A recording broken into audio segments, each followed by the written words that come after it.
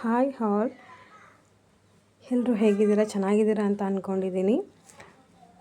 ಇವತ್ತು ನಾನು ಮಧ್ಯಾಹ್ನದ ವ್ಲಾಗ್ ಸ್ಟಾರ್ಟ್ ಮಾಡಿದ್ದೀನಿ. ಮಧ್ಯಾಹ್ನ ಮತ್ತು ಈವ್ನಿಂಗ್ ವ್ಲಾಗ್. ಇಲ್ಲಿ ನಾನು ಏನು ಮಾಡ್ತಿದ್ದೀನಿ ಅಂತಂದರೆ, ನಮ್ಮ ಪಪ್ಪ ಮತ್ತು ನಮ್ಮ ಪಪ್ಪನ ಫ್ರೆಂಡು ಹೊಲಕ್ಕೆ ಹೋಗಿದ್ರು. ಮುಳ್ಗಾಯಿ ಹಾಕಿದ್ದಾರೆ ಅವರು, ಬದನೆಕಾಯಿನ ಮತ್ತು ಬೆಂಡೆಕಾಯಿನೂ ಕೂಡ ಹಾಕಿದ್ದಾರೆ. ಬಟ್ ಇವತ್ತು ತುಂಬ ಬದನೆಕಾಯಿ ಇತ್ತು ಅಂತ ಎಷ್ಟು ಒಂದು 4 ಚೀಲ ಆಗೋಷ್ಟು ಹೊರ್ಕೊಂಡು ಬಂದಿದ್ದರು. ಸೊ ಅದನ್ನೆಲ್ಲ ತೆಗಿಬೇಕಲ್ವ, ಅಂದರೆ ಹುಳ ಆಗಿರುತ್ತೆ ಕೆಲವೊಂದು, ಅದನ್ನು ಹೋಲ್ಸೇಲಿಗೆ ಕೊಡಬೇಕು ಅಂತ ಕೂತ್ಕೊಂಡು ಮಾರೋದಕ್ಕಾಗೋದಿಲ್ಲ ಅಂಥೇಳಿ 4 ಚೀಲ, ಯಾಕಂದರೆ ಅವರು ಇಬ್ಬರೇ ಇರೋದು, ಮಾಡೋದಕ್ಕಾಗಲ್ಲ ಅಂದ್ಬಿಟ್ಟು ಅವರು ಹೋಲ್ಸೇಲಿಗೆ ಕೊಡೋಣ ಅಂತ ಸಿಟಿಗೆ ಹೊರಟಿದ್ರು. ಸೊ ಅದಕ್ಕೆ ಅಮ್ಮ ಎಲ್ಲ ಅದನ್ನು ಸಪ್ರೇಟ್ ಮಾಡಿಕೊಡ್ತಾಯಿದ್ರು. ಉಳ್ಕ ಆಗಿರೋದನ್ನೆಲ್ಲ ತೊಗೊಳ್ಳೋದಿಲ್ಲ ಅಂತಂದರೆ ಕಡಿಮೆ ರೇಟಿಗೆ ತೊಗೊತಾರೆ ಅಂತ ಹೇಳಿ ಅದು ಬೇರೆ, ಮತ್ತು ದೊಡ್ಡ ದೊಡ್ಡ ಮುಳ್ಗಾಯಿ ಎಲ್ಲ ಇರುತ್ತಲ್ಲ ಬದನೆಕಾಯಿ, ಅದನ್ನು ಸಪ್ರೇಟಾಗಿ ತೆಗೆದಿಡ್ತಾಯಿದ್ರು. ಏನೋ ಚೆನ್ನಾಗಿರೋದನ್ನ ಚೀಲಕ್ಕೆ ತುಂಬ್ತಾಯಿದ್ರು. ಸೊ ಇಲ್ಲಿ ನೋಡ್ಬೋದು ನೀವು ಎಲ್ಲ ಹೇಗೆ ಸಪ್ರೇಟ್ ಮಾಡ್ತಿದ್ದಾರೆ ಅಂತ. ಅವರು ಎಷ್ಟು ಬೆಳಗ್ಗೆ ಒಂದು 8:30 ಏನೋ ಹೋಗಿದ್ದಿದ್ರು, ಬೆಳಗ್ಗೆ 8:15ನೇ. ಅಷ್ಟು ಬೆಳಗ್ಗೆ ಬೇಗ ಹೋದ್ರೂ ಕೂಡ ಮಧ್ಯಾಹ್ನ 3 ಗಂಟೆ ಆಗೋಯಿತು ಅವ್ರು ಬರೋ ಅಷ್ಟರಲ್ಲಿ. ಅಷ್ಟು ಕೆಟ್ಟ ಬಿಸಿಲಲ್ಲಿ ಅದನ್ನೆಲ್ಲ ಹರ್ಕೊಂಡು ಬಂದು ಮಾಡೋದಿದೆಯಲ್ಲ ತುಂಬಾ ಕಷ್ಟ. ಬಟ್ ಆದ್ರೂ ಹಾಕಿದ ಮೇಲೆ ತರಕಾರಿ ಅಂದಮೇಲೆ ಮಾಡಲೇಬೇಕಲ್ವ. ಸೊ ಹಾಗಾಗಿ ಮಾಡ್ತಾಯಿದ್ರು, ಎಲ್ಲ ಸಪ್ರೇಟ್ ಮಾಡಿಕೊಂಡು ಮಾಡ್ತಾಯಿದ್ರು. ಇವತ್ತು ಗುರುವಾರ ಆಗಿರೋದ್ರಿಂದ ಯಾವುದೇ ಸಂತೆ ಇರಲಿಲ್ಲ ಅಪ್ಪನಿಗೆ ತೊಗೊಂಡು ಹೋಗೋದಕ್ಕೆ, ಮಾರೋದಕ್ಕೆ ಕೂಡ. ಇನ್ ಕೇಸ್ ಇದ್ದಿದ್ರು ಕೂಡ ಹೋಗ್ತಾ ಇರಲಿಲ್ಲ, ಬಿಕಾಸ್ 4 ಚೀಲ ಇತ್ತು, ಕೂತ್ಕೊಂಡು ಮಾರೋದಕ್ಕಾಗಲ್ಲ ಅಂದ್ಬಿಟ್ಟು ಹೋಲ್ಸೇಲಿಗೆ ಕೊಡೋಣ ಅಂತ ಮಾಡ್ತಾಯಿದ್ರು. ಅಲ್ಲೆಲ್ಲನೂ ನೋಡಿ ಚೀಲಕ್ಕೆಲ್ಲ ಹಾಕಿ ಇಡ್ತಾಯಿದ್ದಾರೆ, ಎಲ್ಲ ಬಕೆಟ್ಗೆಲ್ಲ ಹಾಕ್ಕೊಂಡು. ಸೊ ನಾನು ಕೂಡ ತುಂಬ ದಿನ, ಅಂದರೆ ತುಂಬ ವರ್ಷನೇ ಆಯಿತು ಯೂಟ್ಯೂಬ್ ಸ್ಟಾರ್ಟ್ ಮಾಡಬೇಕು ಅಂತ ಅಂದ್ಕೊಂಡು. ಸ್ಟಾರ್ಟ್ ಮಾಡಿದ್ದೀನಿ ಕೂಡ, ಒಂದು ಚಾನಲ್ ಸ್ಟಾರ್ಟ್ ಮಾಡಿ ಅದರಲ್ಲಿ ವೀಡಿಯೋಸು ಕೂಡ ಅಪ್ಲೋಡ್ ಮಾಡಿದ್ದೀನಿ ಕೂಡ. ಬಟ್ ನಂಗೆ ಅಷ್ಟು ಟೈಮ್ ಸಿಕ್ಕಿರಲಿಲ್ಲ, ಅಂದರೆ ಫ್ರೀಕ್ವೆಂಟಾಗಿ ಮಾಡೋದಕ್ಕೆ. ಸೊ ನೋಡಿ ನೀವು, ಸೊ ಒಂದು ಚೀಲ ಆದಮೇಲೆ ಒಂದು ಚೀಲ ಆದಮೇಲೆ ಒಂದು ಚೀಲ, ಎಷ್ಟೊಂದು ಹಾಕ್ತಾಯಿದ್ದಾರೆ ಅವರು. ತುಂಬ ಅಂದರೆ ತುಂಬ ಬಿಟ್ಟಿತ್ತು ಮುಳ್ಗಾಯಿ, ಅದೆಲ್ಲ ಸಪ್ರೇಟ್ ಮಾಡಿ ಚೀಲಕ್ಕೆ ತುಂಬ್ತಾ ಇದ್ದಾರೆ.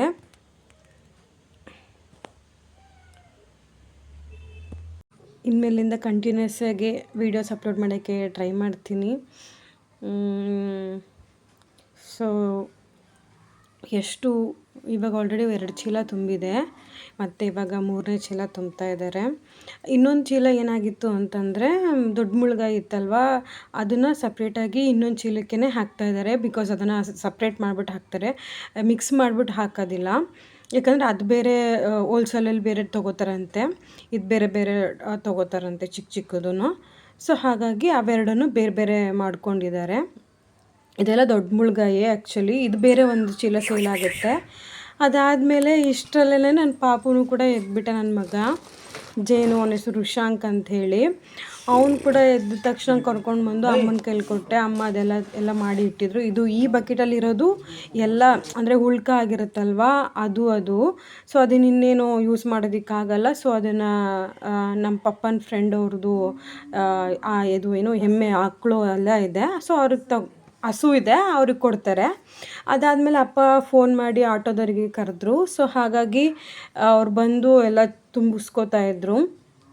ಹೋಲ್ಸೇಲಿಗೆ ಕೊಡಬೇಕಲ್ವ, ಬೈಕಲ್ಲೆಲ್ಲ ಇಟ್ಕೊಂಡು ಹೋಗೋದಕ್ಕಾಗಲ್ಲ, 4 ಚೀಲ ಇರುತ್ತೆ ಅಂಥೇಳಿ.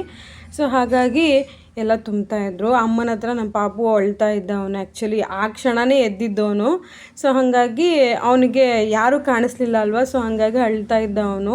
ಆಮೇಲೆ ಈಚೆ ಬಂದಮೇಲೆ ಸ್ವಲ್ಪ ಸೈಲೆಂಟ್ ಆಗಿದ್ದ. ಅಮ್ಮನ ಕೈಲಿ ಕೊಟ್ಬಿಟ್ಟು ನಾನು ಮತ್ತೆ ತಿರ್ಗಾ ವೀಡಿಯೋ ಮಾಡೋಣ ಅಂತ ಮಾಡ್ತಾಯಿದ್ದೀನಿ.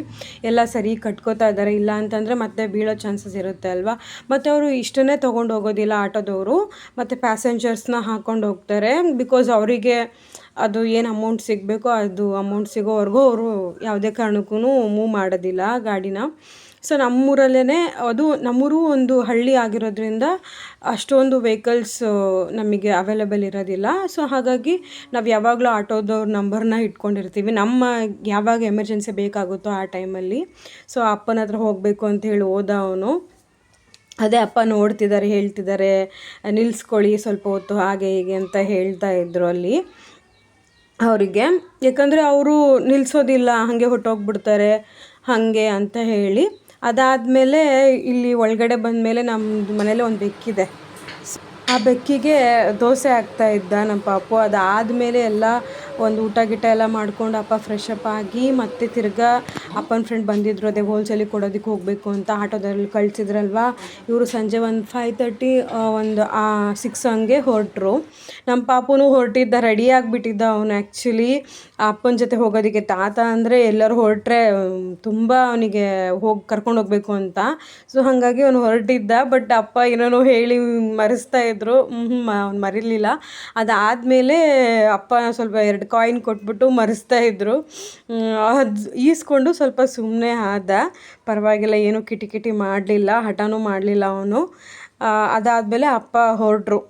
ಒಂದು 6 ಆಗಿತ್ತು. ಆ್ಯಕ್ಚುಲಿ ಆ ಟೈಮಲ್ಲಿ ಮಳೆ ಕೂಡ ತುಂಬ ಅಂದರೆ ಬರೋ ಥರ ಎಲ್ಲ ಇತ್ತು ವಾತಾವರಣ. ಫುಲ್ಲು ಗಾಳಿ ಎಲ್ಲ ಬೀಸ್ತಾ ಇತ್ತು.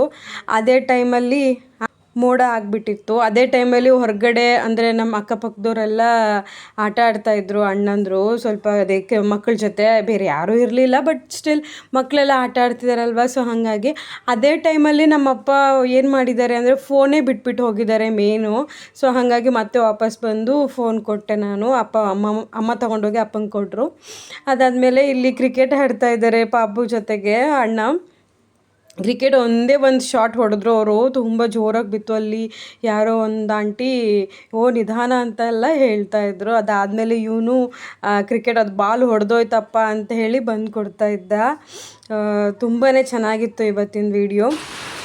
ದಿನಾನೂ ಕೂಡ ಅಷ್ಟೇ ಚೆನ್ನಾಗಿತ್ತು, ನನಗೆಲ್ಲ ಇಷ್ಟ ಆಯಿತು. ಅದಾದಮೇಲೆ ಎಲ್ಲ ಮಳೆ ಬರೋದಕ್ಕೆ ಸ್ಟಾರ್ಟ್ ಆಯಿತು. ಎಲ್ಲರೂ ಅವ್ರ ಮನೆಗೆ ಹೊರಟೋಗ್ತಾಯಿದ್ರು. ನೋಡಿ ಅಲ್ಲಿ ನಮ್ಮ ಅತ್ತಿಗೆ ಫುಲ್ಲು ಫ್ರೆಶ್ ಏರ್ ತೊಗೋತಾ ಇದ್ದಾರೆ. ಅದಾದಮೇಲೆ ಅಮ್ಮ ಇನ್ನೇನು ಸಂಜೆ ಆಯ್ತಲ್ವ, ಕಸ ಎಲ್ಲ ಗುಡಿಸ್ತಾಯಿದ್ರು. ನಾನು ಪಾತ್ರೆ ತೊಳೆಯೋಣ ಅಂದ್ಬಿಟ್ಟು ಪಾತ್ರೆ ತೊಳೆಯೋದಕ್ಕೆ ಬಂದೆ. ಎಲ್ಲ ಪಾತ್ರೆ ತೊಳೆದ್ಬಿಟ್ಟು ದಬಾಕಬೇಕು, ಫಸ್ಟು ದಬಾಕ್ಬಿಟ್ಟು ಆಮೇಲೆ ತೊಳೆಯೋಣ ಅಂತ ತೊಳಿತಾ ಇದ್ದೆ. ಆದರೆ ಇವತ್ತೇನು ಅಂದರೆ ಮಳೆ ಬರ್ತಿತ್ತಲ್ವ, ನಾನು ಅಂದ್ಕೊಂಡೆ ಇವತ್ತು ಅಂದರೆ ಇಲ್ಲಿ ನಮ್ಮೂರಲ್ಲಿ ಏನಾಗುತ್ತೆ ಅಂದರೆ ಇದು ಊಟ ಮಾಡಿದೆಲ್ಲ ಇರುತ್ತಲ್ಲ ಮಿಕ್ಕಿದ್ದೆಲ್ಲ ಅದನ್ನು ನಾವು ಮುಸ್ರಿ ಅದನ್ನು ಕೊಡ್ತೀವಿ, ಯಾರೋ ಬಂದು ತೊಗೊಂಡೋಗ್ತಾರೆ ಆಂಟಿ. ಸೊ ಅವರು ಬರ್ತಾರೋ ಇಲ್ಲೋ ಅಂತ ನಾನು ನೋಡ್ತಾ ಇದ್ದೆ. ಆ್ಯಕ್ಚುಲಿ ಅಮ್ಮನಿಗೆ ಹೇಳ್ತಾ ಇದ್ದೆ, ಯಾಕಮ್ಮ ಇವತ್ತು ಇಷ್ಟೊತ್ತಾದರೂ ಬಂದಿಲ್ಲ, ಅವ್ರು ದಿನ ಬರ್ತಾರೆ ಆ್ಯಕ್ಚುಲಿ, ಇಷ್ಟೊತ್ತಾದರೂ ಬಂದಿಲ್ವಲ್ಲ ಅಂತ. ನಾನು ಅಂದ್ಕೊಂಡೆ ಅದೇ ಇವಾಗ ಮಳೆ ಎಲ್ಲ ಬರ್ತಾ ಇದೆ ಅಲ್ವಾ, ಮಳೆ ಗಾಳಿ ಎಲ್ಲ ಬರ್ತಾ ಇದೆ, ಸೊ ಹಾಗಾಗಿ ಮೇ ಬಿ ಬರಲ್ಲ ಅಂತ.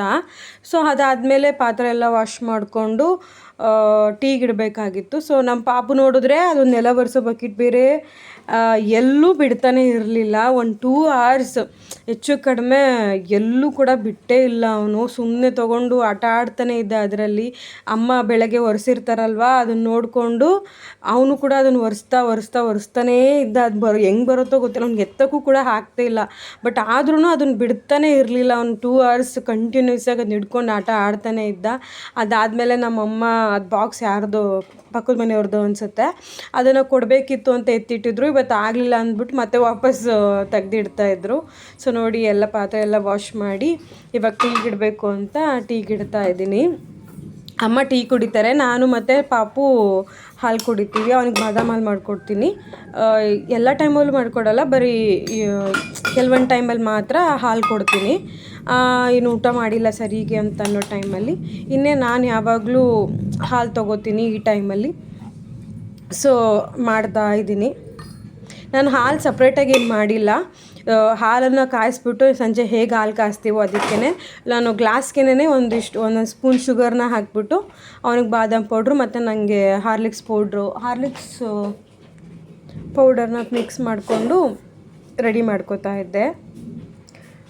ಅಷ್ಟರಲ್ಲಿ ನೋಡಿ ನೀವೇ, ಯಪ್ಪ ಅದು ಬಿಡ್ತಾನೆ ಇಲ್ಲ. ಅದನ್ನು ಅಡುಗೆ ಮನೇಲಿ ಸ್ವಲ್ಪ ಹೊತ್ತು ಆಟ ಆಡಿದ್ದು ಸಾಕಾಗದೆ ಮತ್ತೆ ತಿರ್ಗಾ ಈಚೆ ತೊಗೊಂಡು ಹೋಗ್ತಾಯಿದ್ದಾನೆ. ಅಮ್ಮ ಅವರು ಮುಸ್ರೆ ಅವರು ಬರ್ತಾರೋ ಇಲ್ಲ ನೋಡೋಣಮ್ಮ ಅಂಥೇಳಿ ಬೇರೆ ಹೊರಗಡೆ ಬಕೆಟ್ಗೆ ಹಾಕಿ ನನಗೆ ಬೇರೆ ಅದು ಚಿಕ್ಕ ಬಕೆಟ್ ವಾಶ್ ಮಾಡಿಬಿಟ್ಟು ಕೊಟ್ಟರು. ಅದಾದಮೇಲೆ ಟೀ ರೆಡಿ ಮಾಡಿಕೊಂಡು ತಗೊಂಡು ಹೋಗ್ತಾಯಿದ್ದೆ ನಾನು. ಇವನಂತರೂ ಬಿಡ್ತಾನೆ ಇರಲಿಲ್ಲ. ಹಾಲು ಕುಡಿಬಾರೋ ಅಂದ್ರೂ ಕೂಡ ಕುಡಿತಾ ಇರಲಿಲ್ಲ. ಸುಮ್ಮನೆ ಅದ್ರ ಜೊತೆ ಆಟ ಆಡ್ತಾನೇ ಇದ್ದ. ಅದಾದಮೇಲೆ ನಾನು ಅಮ್ಮನಿಗೆ ಹೇಳ್ತಾ ಇದ್ದೆ, ನೋಡಮ್ಮ ಅವ್ನು ಬಿಡ್ತಾನೆ ಇಲ್ಲ, ನೀನು ಹೇಗೆ ಮಾಡ್ತೀಯೋ ಅದೇ ಥರ ಮಾಡ್ತಿದ್ದಾನೆ ಅವನು, ಎಲ್ಲ ಒರೆಸೋದು ಆಗಲಿ ಅದು ನಾವು ಹೇಗೆ ಪ್ರೆಸ್ ಮಾಡ್ತೀವೋ ಅದನ್ನು ಚೆನ್ನಾಗಿ ನೋಡ್ಕೊಂಬಿಟ್ಟಿದ್ದಾನೆ ಅವನು, ಆಯಿತಾ. ಸೊ ಅದನ್ನು ಅದೇ ಥರ ಅವ್ನು ಪ್ರೆಸ್ ಮಾಡಬೇಕು, ಅದು ಅವ್ನ ಕೈಯಲ್ಲಿ ಆಗ್ತಾಯಿಲ್ಲ, ಬಟ್ ಆದರೂ ಸ್ಟಿಲ್ ಅವ್ನು ಮಾಡ್ತಾನೆ ಇದ್ದಾನೆ. ಅಲ್ಲ ಆಂಟಿ ನೋಡಿ, ನೀವೇ ನೋಡಿ, ಇವಾಗ ಇವರೇ ಮುಸುರೆ ತೊಗೊಂಡು ಹೋಗ್ತಾರೆ. ಅವ್ರು ಬಂದಿದ್ದರು, ಯಾಕೆ ಆಂಟಿ ಬಂದಿರಲಿಲ್ಲ ನೀವು ಅಂತ ಅಂದ್ಕೊಂಡು ಕೇಳ್ತಾ ಇದ್ದೆ. ಅವರು ಇಲ್ಲಮ್ಮ ಸ್ವಲ್ಪ ಲೇಟ್ ಆಯಿತು ಅಂತ ಹೇಳಿದ್ರು. ಅದಾದಮೇಲೆ ಪಾಪು ಮತ್ತೆ ತಿರ್ಗಾ ಈಚೆ ಹೋಗಬೇಕು ಅಂತ ಹೇಳ್ದೆ. ಆಮೇಲೆ ಮಳೆ ಸ್ವಲ್ಪ ನಿಲ್ತು, ಕರೆಂಟ್ ಕೂಡ ಹೊರಟೋಗ್ಬಿಡ್ತು ಆ ಟೈಮಲ್ಲಿ. ಸೊ ಹಾಗಾಗಿ ಎಲ್ಲರೂ ಕೂಡ ಈಚೆ ಬಂದಿದ್ದರು. ಹಳ್ಳಿ ಅಂದರೆ ಹೀಗೆ ಇರುತ್ತೆ ಅಲ್ವಾ, ತುಂಬ ಚೆನ್ನಾಗಿರುತ್ತೆ. ಒಂದು ಸಂಜೆನಾದರೂ ಅಟ್ಲೀಸ್ಟ್ ಈಚೆ ಬಂದ್ಬಿಟ್ಟು ಎಲ್ಲರೂ ಕೂತ್ಕೊಂಡು ಮಕ್ಕಳ ಜೊತೆ ಎಲ್ಲ ಆಟ ಆಡ್ತಿರ್ತಾರೆ. ಸೊ ನಮ್ಮ ಪಾಪುನೂ ಕೂಡ ಎಲ್ಲರ ಜೊತೆ ಆಟ ಆಡ್ತಾ ಇದ್ದ. ಅಮ್ಮನೂ ಕೂಡ ಕರ್ಕೊಂಡು ಹೋಗಿದ್ದೆ, ಬಾ ಅಮ್ಮಮ್ಮ ಅಂತ ಹೇಳಿ. ನನ್ನ ಅಮ್ಮನ್ನ ಬಿಡೋದೇ ಇಲ್ಲ ಅವನು, ಈಚೆ ಕರ್ಕೊಂಡು ಹೋಗೋ ತನಕನೂ ಅಲ್ಲವ್ರ ಜೊತೆ ಎಲ್ಲ ಫ್ರೆಂಡ್ಸ್ ಜೊತೆ ಆಟ ಆಡ್ತಾ ಇದ್ದ. ಬಟ್ ಇವಾಗೇನೋ ಓಕೆ, ಬಟ್ ನಾನು ಬೆಂಗ್ಳೂರಿಗೆ ಮತ್ತೆ ವಾಪಸ್ ಹೋದಾಗ ಮತ್ತೆ ಕಷ್ಟ ಆಗ್ಬೋದೇನೋ, ನೋಡೋಣ. ಆಮೇಲೆ ಸಂಜೆ ಆಯಿತು, ಮಳೆಗಾಳಿ ಬರುತ್ತೆ ಅಂತ ಅಮ್ಮ ಬಟ್ಟೆ ಎಲ್ಲ ಈಚೆ ಪಾಪುದು ಮಾತ್ರ ತೊಗೊಂಡು ಬಂದು ಒಳಗಡೆ ಹೊಣೆ ಹಾಕ್ತಾಯಿದ್ರು. ಅದಾದಮೇಲೆ ಇಲ್ಲಿ ಸಾಂಗ್ಸ್ ಎಲ್ಲ ಹಾಕ್ಬಿಟ್ಟು, ಅದೇ ಕರೆಂಟ್ ಹೋಗಿತ್ತಲ್ವ, ಸೊ ಹಾಗಾಗಿ ಅವನಿಗೆ ಎಂಗೇಜ್ ಆಗಿಡೋದಕ್ಕೆ ಹೊರಗಡೆ ಹೋಗೋದು ಬೇಡ ಅಂತ ಸಾಂಗ್ಸ್ ಎಲ್ಲ ಹಾಕ್ಬಿಟ್ಟು ಡ್ಯಾನ್ಸ್ ಮಾಡಿಸ್ತಾ ಇದ್ವಿ ನಾವು. ಹೆಂಗಂಗೆ ನಮ್ಮ ಅಮ್ಮನೂ ಕೂಡ ಟ್ರೈ ಮಾಡ್ತಾಯಿದ್ರು, ಒಂದೆರಡು ಸ್ಟೆಪ್ಸ್ ತೋರಿಸ್ಬಿಟ್ಟು. ಅದಾದಮೇಲೆ ಅವ್ನು ಡಿಸ್ಟ್ರಾಕ್ಟ್ ಆಗ್ತಾನೆ ಇದ್ದ, ಬಿಕಾಸ್ ಅದೇ ಟಾರ್ಚ್ ಇರೋದ್ರಿಂದ ಅದು ಹಿಡ್ಕೋತೀನಿ, ಅದು ಮಾಡ್ತೀನಿ, ಇದು ಮಾಡ್ತೀನಿ ಅಂತ ಅಂದ್ಬಿಟ್ಟು. ಸೊ ಇದಾಗಿತ್ತು ಇವತ್ತಿನ ವಿಡಿಯೋ. ನಿಮ್ಗೆ ಇಷ್ಟ ಆದರೆ ಲೈಕ್ ಮಾಡಿ, ಶೇರ್ ಮಾಡಿ, ಕಮೆಂಟ್ ಮಾಡಿ. Thank you for watching.